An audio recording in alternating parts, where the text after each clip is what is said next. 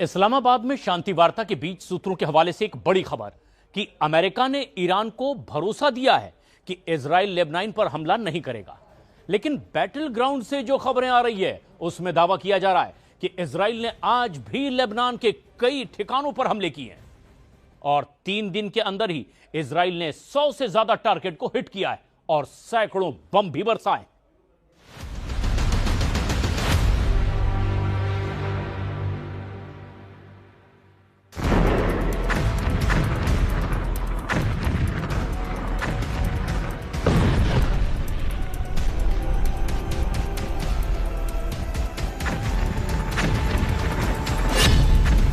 पाकिस्तान की नींद उड़ा देगा इजराइल।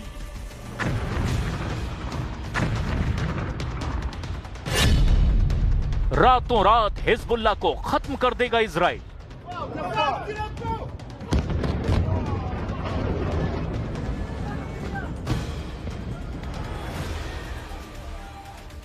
इधर ईरान के पार्लियामेंट के स्पीकर मोहम्मद गालिबाफ विमान से इस्लामाबाद पहुंचे तो उनके प्लेन में मिनाब स्कूल के मारे गए बच्चों की तस्वीर थी।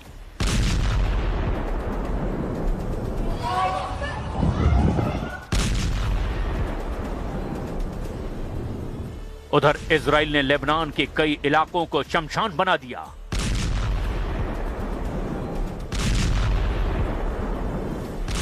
इजराइल ने दक्षिण लेबनान के कई इलाकों में एयर स्ट्राइक कर दी।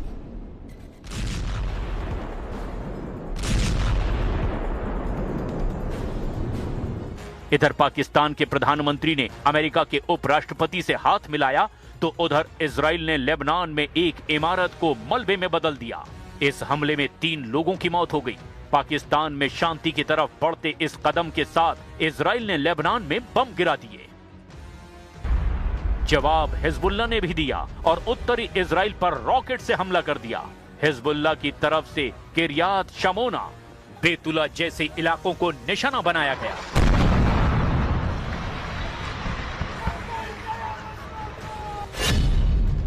शांति वार्ता के बीच इजराइल का हमला क्या हिजबुल्लाह को शांत करने की तैयारी है? पीस टॉक के बीच क्या इजराइल अपने पड़ोस में जमीन पर हालात बदल रहा है? क्या इजराइल शांति वार्ता को सिर्फ समय खरीदने के लिए इस्तेमाल कर रहा है? ट्रंप के कहने पर इजराइल हमला करके क्या ईरान पर दबाव बनाने की चाल चल रहा है?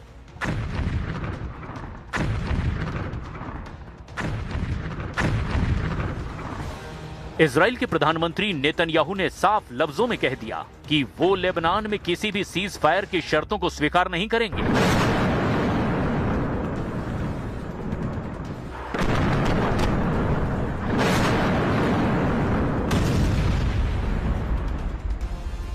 אני מבקש לומר לכם, אין הפסקת אש בלבנון. אנחנו ממשיכים להכות בעוצמה את חיזבאללה, ואנחנו לא נעצור עד שנחזיר לכם את הביטחון.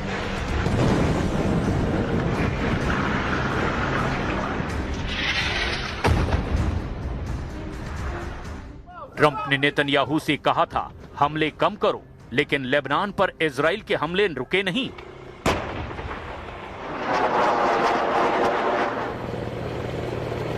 दुनिया के नक्शे पर एक बार फिर आग लगी हुई है। लेबनान में इजराइल के भीषण हमलों ने सैकड़ों लोगों की जान ले ली है। लेकिन ये सिर्फ इजराइल लेबनान की लड़ाई नहीं है, इसके पीछे पूरा ईरान, अमेरिका, इजराइल का खेल है और पाकिस्तान मध्यस्थता की भूमिका में कूद पड़ा है।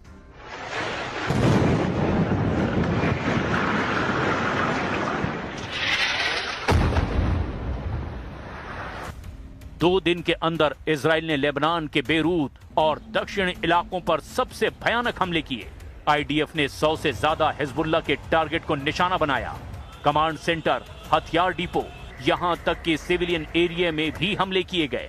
लेबनान का दावा है कि इजराइल के हमलों में 300 से ज्यादा लोग मारे गए, हजारों लोग इसमें घायल हुए। इस बीच नेतन्याहू ने चेतावनी दी कि इजरायली नागरिकों पर जो हमला करेगा उसे हम मिटा देंगे। हिजबुल्लाह के खिलाफ हमारा ये हमला नहीं रुकने वाला है। इस बीच नेतन्याहू ने एक बड़ा ऐलान भी कर दिया। לאחר פניות חוזרות ונשנות של ממשלת לבנון לפתוח איתנו במשא ומתן לשלום, אני הנחיתי אמש בקבינט לפתוח במשא ומתן ישיר עם לבנון כדי להשיג 2 יעדים. 1, פירוק חיזבאללה מנשקו,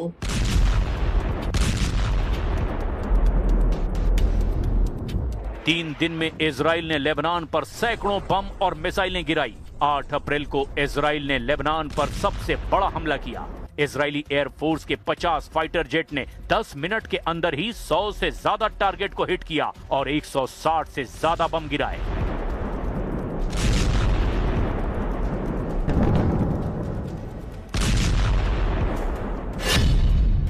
सेंट्रल बेरूत में दाहिए सबर्ब और कोर्निश इलाके को टारगेट किया। दक्षिणी लेबनान में टायर, नबातिये और सिदोन के आसपास के इलाकों पर हमले किए, जबकि पूर्वी हिस्से में बेका वैली पर हमला किया।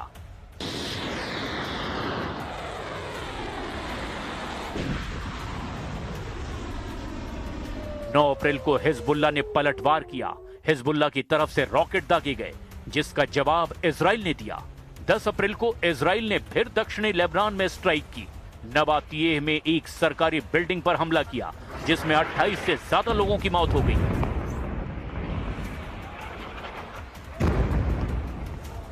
जिस वक्त पाकिस्तान में शांति वार्ता की मेज सज रही थी, पाकिस्तान और अमेरिका के बीच बातचीत चल रही थी, उस वक्त भी बेरूत में धमाके की आवाज गूंज रही थी। इजराइल लेबनान में हिजबुल्लाह के ठिकानों को टारगेट कर रहा था।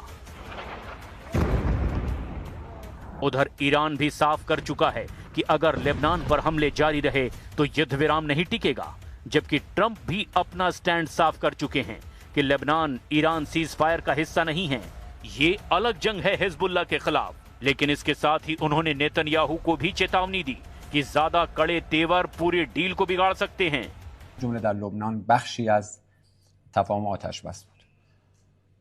این رو فقط ما نگفتیم یا ما ادعا نمی کنیم، بلکه میانجیگر پاکستانی هم تصریح کرده. این مطالبه ما بوده.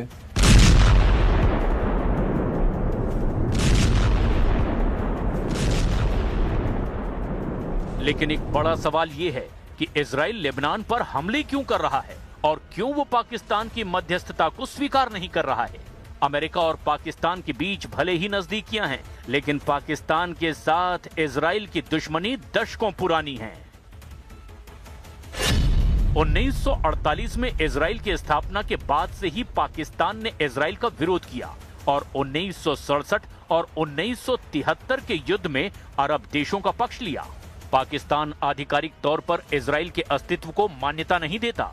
इजराइल का मानना है कि पाकिस्तान आतंकवादियों को पनाह और बढ़ावा देने वाला देश है। कुछ रिपोर्ट्स में हमास के कमांडरों के पाकिस्तान का दौरा करने और लश्कर तैयबा और जैश ए मोहम्मद के गुर्गों से मिलने की जानकारी मिलने के बाद भी इजराइल काफी भड़का हुआ है। पाकिस्तान फिलिस्तीन के समर्थन में और इजराइल के खिलाफ एक कट्टर रुख अपनाता है, जिस वजह से इजराइल पाकिस्तान को अपना दुश्मन मानता है।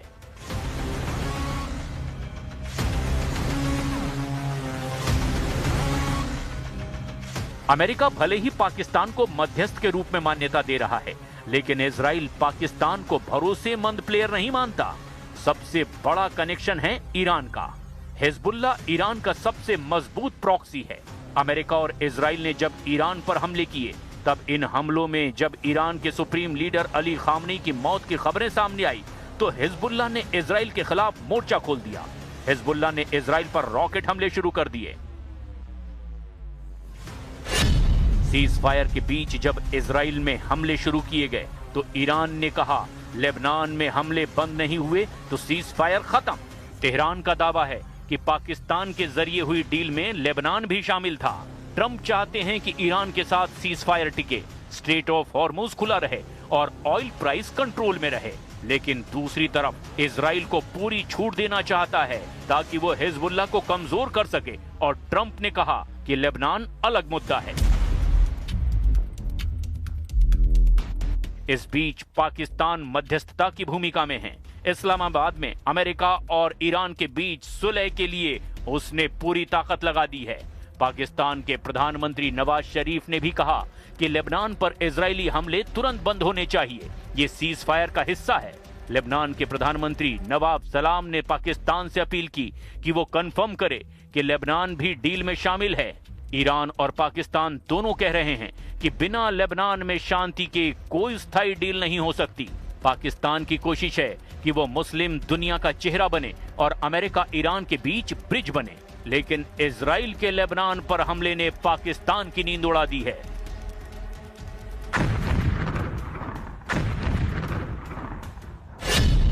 इजराइल का अगला प्लान क्या है? शांति के बीच छिपी नई जंग। लेबनान में हो रहे हमले सिर्फ जवाबी कार्रवाई नहीं, ये एक लंबे गेम प्लान का हिस्सा है। सवाल ये है कि इजराइल अभी क्या हासिल करना चाहता है। इजराइल की पहली कोशिश हो सकती है लेबनान बॉर्डर के अंदर एक बफर जोन बनाना, यानी बॉर्डर से 5 से 10 किलोमीटर तक हिजबुल्लाह की मौजूदगी खत्म करना, ताकि नॉर्थ इजराइल सुरक्षित रहे। ये वही मॉडल है जो पहले गाजा में अपनाया गया था। अगर ये प्लान कामयाब होता है तो लेबनान का एक हिस्सा डी फैक्टो मतलब कि नो गो जोन बन सकता है। दूसरा बड़ा प्लान, हिजबुल्लाह की लीडरशिप को खत्म करना। कमांडर, फील्ड ऑपरेटर्स और मिसाइल यूनिट हेड का खात्मा। इजराइल पहले भी ये कर चुका है, लेकिन अब ये ऑपरेशन और तेज और सटीक हो चुका है। ड्रोन, एआई और इंटेलिजेंस के जरिए एक एक टारगेट को चुना जा रहा है।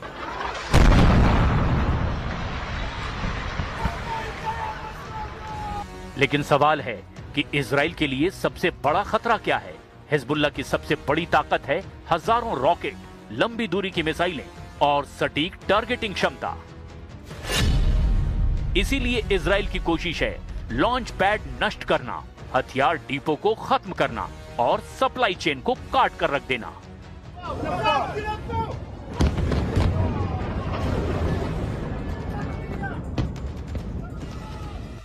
ताकि आने वाले युद्ध में मिसाइल खतरा कम से कम हो।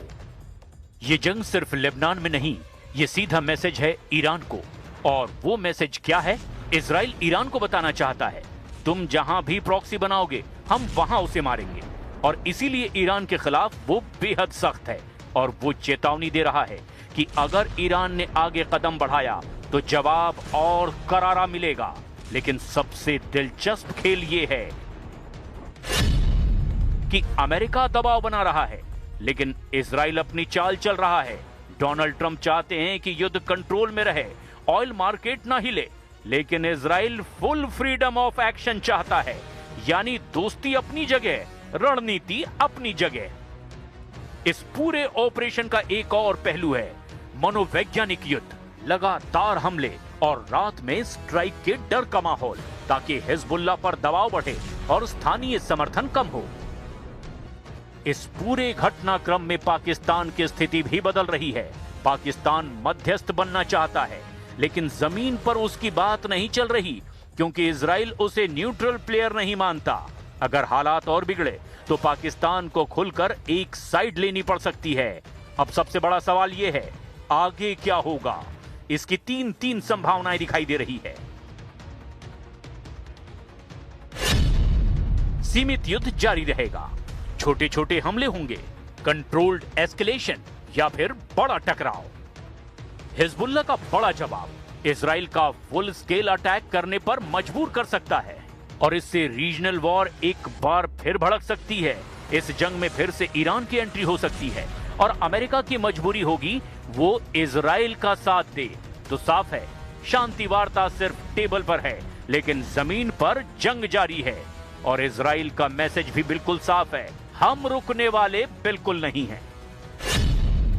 तो क्या अब जंग जमीन पर उतरेगी?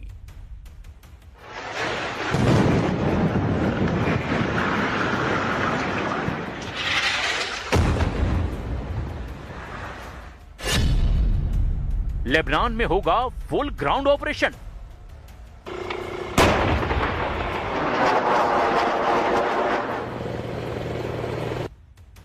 नेतन्याहू ने दिया बड़ा बयान, कहा हम रुकने वाले नहीं हैं। इस बयान के पीछे छिपा है एक और बड़ा खतरा। क्या अब इजराइल हवा से जमीन पर उतरने की तैयारी में है? अब तक air strike, drone attack, targeted operation, लेकिन अगर ये सब कुछ हिजबुल्लाह को नहीं रोक पाए तो अगला कदम हो सकता है ग्राउंड ऑपरेशन, यानी इजरायली सेना लेबनान में दाखिल हो गांव-गांव सर्च ऑपरेशन, सुरंगों और छिपे ठिकानों को खत्म करना शुरू कर दे। लेकिन यह कदम सबसे खतरनाक होगा, क्योंकि यही वो मोड़ होगा जहां जंग पूरी तरह फैल सकती है। लेबनान, खासकर दक्षिणी इलाके, जहां लड़ाई आसान नहीं होगी।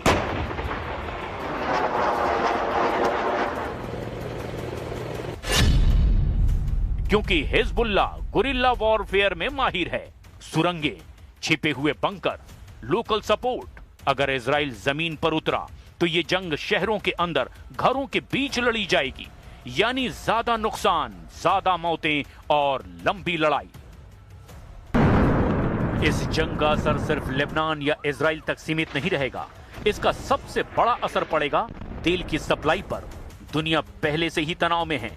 अगर हालात बिगड़े तो हॉर्मुज में फिर से शिपिंग रुक सकती है, तेल की कीमतें उछाल मार सकती हैं, दुनिया भर की अर्थव्यवस्था फिर हिल सकती है। इसीलिए ये जंग अब ग्लोबल इकोनॉमिक वॉर भी बन चुकी है। अब सबसे अहम सवाल, इजराइल आखिर चाहता क्या है? क्या सिर्फ जवाब देना या कुछ और बड़ा? संकेत साफ है। इजराइल चाहता है कि हिजबुल्लाह को पूरी तरह कमजोर कर दिया जाए, लेबनान बॉर्डर को हमेशा के लिए सुरक्षित कर दिया जाए, और सबसे अहम, ईरान को रीजनल गेम में पीछे धकेल दिया जाए। जहां एक तरफ बम गिर रहे हैं, वहीं दूसरी तरफ डिप्लोमेसी कमजोर पड़ती दिखाई दे रही है। और यही वजह है कि बातचीत का असर नहीं दिखाई दे रहा। अब सवाल यह है, क्या बातचीत सिर्फ एक औपचारिकता बनकर रह गई है? अब हालात ऐसे हैं, हर हमला एक नए जवाब को जन्म दे रहा है। हर जवाब जंग को और बड़ा बना रहा है। ये एक ऐसा चक्र है जो रुकता नहीं, सिर्फ बढ़ता है। तस्वीर साफ है। हवा में जंग शुरू हुई थी, अब जमीन तक पहुंचती दिखाई दे रही है। लेबनान सिर्फ एक मोर्चा है, असली लड़ाई पूरे मिडिल ईस्ट की है। अब सवाल यही है कि क्या दुनिया इसे रोक पाएगी, या फिर ये जंग इतिहास का अगला बड़ा विस्फोट बनने वाली है।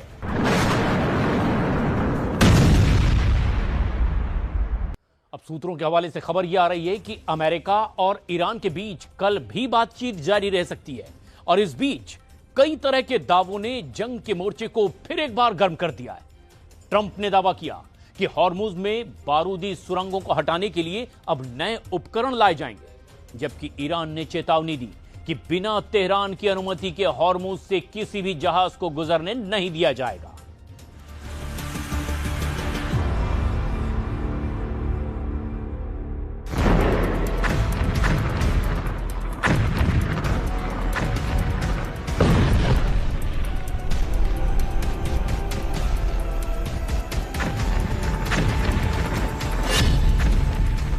एटम बम पर सीज फायर तोड़ेगा ईरान।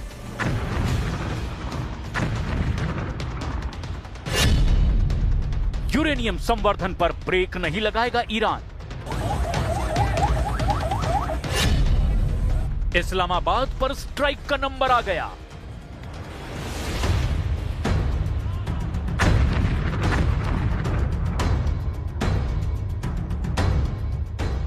अमेरिका ने जिस एटम बम के डर से ईरान पर हमला किया, वही अब सीज फायर के खात्मे की वजह बन गया है।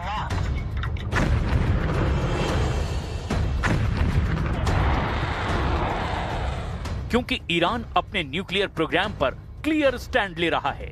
ईरान के न्यूक्लियर चीफ ने ऐलान किया कि एटमी प्रोग्राम की रक्षा हर हाल में की जानी चाहिए।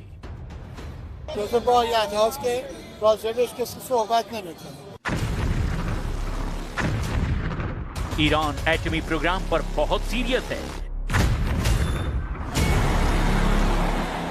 इसके साथ ही ईरान का दिमाग इजराइल ने लेबनान पर हमला करके खराब कर दिया है। बेरूत का आसमान बारूदी धमाकों से दहल रहा है, जैसे कोई ज्वालामुखी रह रहकर लावा उगल रहा है।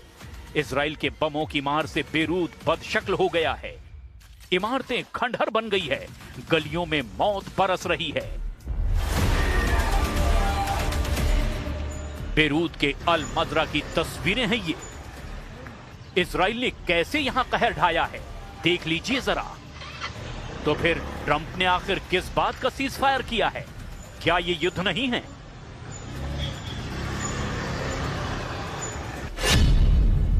इसीलिए ईरान ने सीज फायर में लेबनान युद्ध को शामिल करने की शर्त जोड़ दी है। ट्रंप ने धमकी दी है कि ईरान की एक गलती से सर्वनाश युद्ध शुरू होगा। इजराइल ने ऐलान किया है कि हिजबुल्लाह की मौत तक युद्ध नहीं रुकेगा।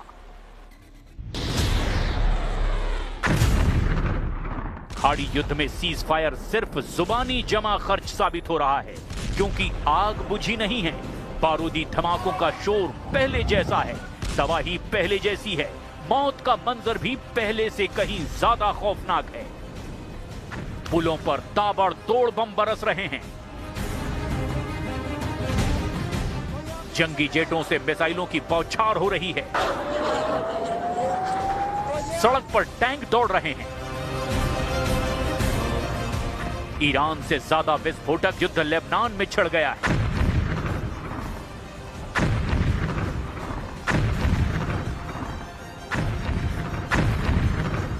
नेतन्याहू ने साफ कर दिया है कि जब तक इजराइल का मकसद पूरा नहीं होगा, युद्ध को कोई ताकत नहीं रोक सकती।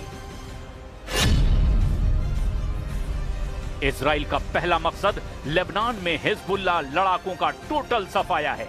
इजराइल का दूसरा मकसद ईरान के सभी प्रॉक्सी फाइटर ग्रुप का संपूर्ण सर्वनाश है। इजराइल का तीसरा मकसद ईरान को बर्बाद करके घुटने पर लाना है। इजराइल इस समय हिजबुल्लाह चीफ के पीछे पड़ा हुआ है। नसरल्लाह की तरह नईम कासिम का खात्मा करके इजराइल लेबनान में बफर जोन बनाना चाहता है।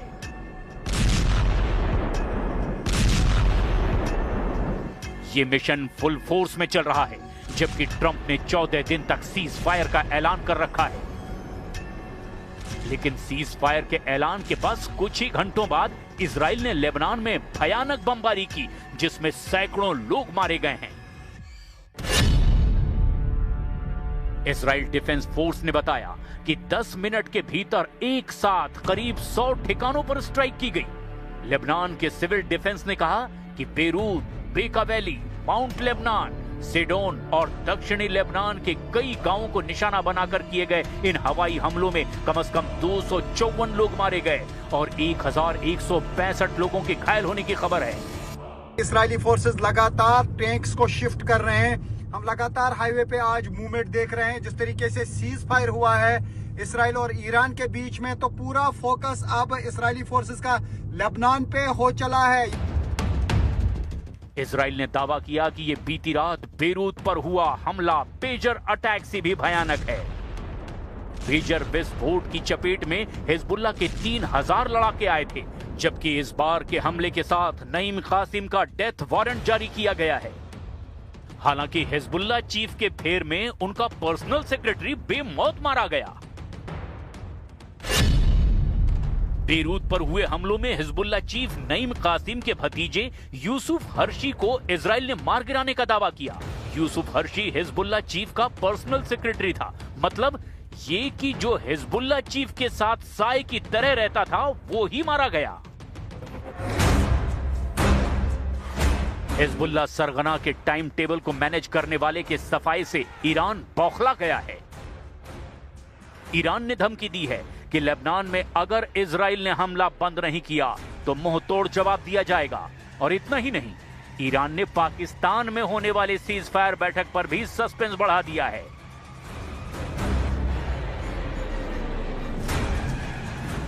ईरान के डिप्टी विदेश मंत्री सईद खतीबजादेह ने धमकी दी कि आने वाले कुछ घंटे सीज फायर पर टर्निंग पॉइंट साबित हो सकते हैं। Last night was a very critical night because we had no option just to respond to these new atrocities. Then there were few back and forth and few messages through Pakistanis, and we hope that American could control its ally and this time honor their words actually. Pakistan की कई करतूतों से Iran alert हो गया है। पाकिस्तान पर Trump के इशारे पर काम करने का शक गहरा गया है। 3 रिपोर्ट्स में जनरल मुनीर की ट्रंप चापलूसी का ब्यौरा लीक हो चुका है। मीडिया रिपोर्ट के मुताबिक पाकिस्तान में सीज फायर की मीटिंग करने के पीछे ट्रंप के 2 फायदे हैं। पहला, पाकिस्तान ट्रंप की तरफ से ईरान पर ज्यादा दबाव बनाए। दूसरा, इस्लामाबाद को पश्चिम एशिया में ज्यादा तवज्जो मिले, जिससे ट्रंप अपने इशारे पर सबको चला सकें। इस्लामाबाद बैठक को लेकर इसीलिए ईरान अब अलर्ट मोड में है, लेकिन